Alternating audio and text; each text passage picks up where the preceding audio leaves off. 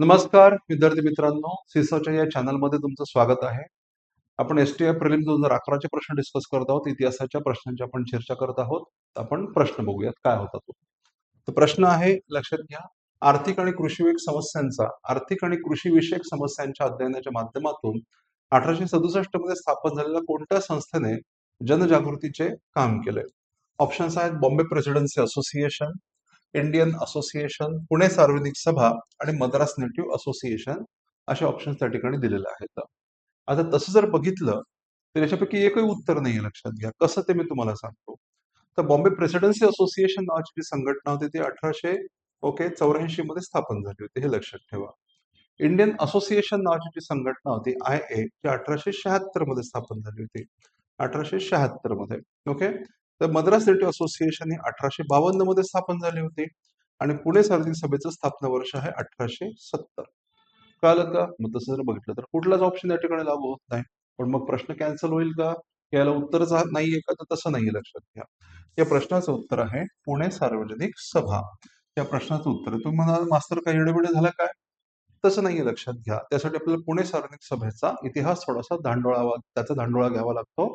तो जरा धुंडाळावा लागतो. तो काय होता हे जरा बघा. तर इथं पुणे सार्वजनिक सभेचा जर आपण विचार केला तर इथं लक्षात घ्या, पुणे सार्वजनिक सभा त्याची जी मूळ स्थापना आहे ते 1867 साली, लक्षात घ्या. पुणे सार्वजनिक सभा नावाची जी संघटना 1867 साली पुना असोसिएशन या नावाने स्थापन झाली होती. आणि त्यावेळेला काय झालं होतं, त्यावेळेला पर्वती मंदिराचा जो मुद्दा होता त्या ठिकाणच्या विश्वस्तांचा आणि त्या ठिकाणच्या स्थानिकांचा एक संघर्षाचा मुद्दा चालू होता आणि त्या ठिकाणी त्या मुद्द्याला रिझॉल्व्ह करण्यासाठी पुन्हा असोसिएशन नावाने ही संघटना स्थापन झाली होती. या संघटनेनं अत्यंत उत्कृष्टपणे काम केलं म्हणून त्याच्या कार्याची व्याप्ती वाढवण्याचा निर्णय 1870 मध्ये झाला आणि 2 एप्रिल 1870 रोजी पुणे सार्वजनिक सभा या नावाने याची पुनर्रचना झाली होती आणि म्हणून याचं उत्तर पुणे सार्वजनिक सभा आहे. लक्षात घ्या की पुणे सार्वजनिक सभा ही 1870 मध्ये स्थापन झाली, हे बरोबर आहे, पण त्याची मूळ स्थापना काय नावाने झालेली आहे? तर मूळ स्थापना त्याची पुणे असोसिएशन या नावाने, लक्षात घ्या, त्याची मूळ स्थापना पुणे असोसिएशन या नावाने 1867 साली झाली आणि हाच मुद्दा इथे विचारलाय.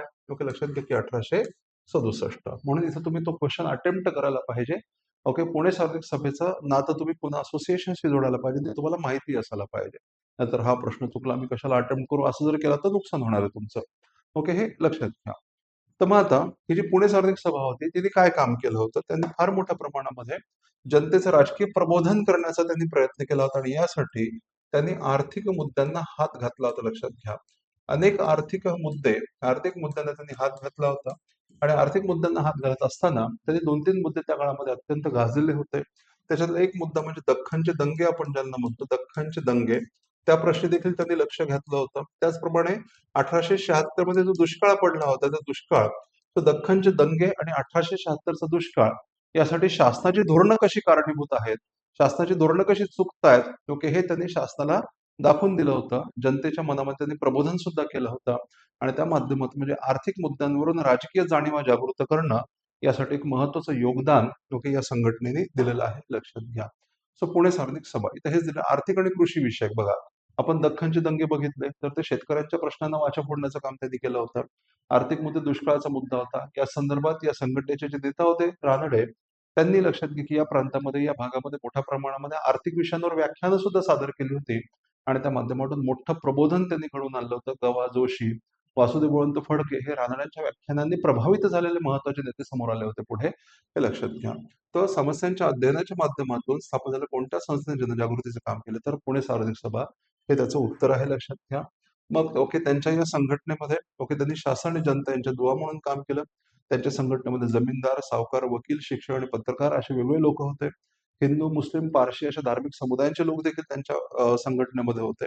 या संघटनेचे अध्यक्ष होते भगवानराव श्रीनिवासराव पंत प्रतिनिधी आणि कार्यकारी मंडळामध्ये गवा जोशी, सरदार राजमाचीकर, सरदार गोखले आणि बाबा गोखले यांच्या भूमिका महत्वाच्या होत्या.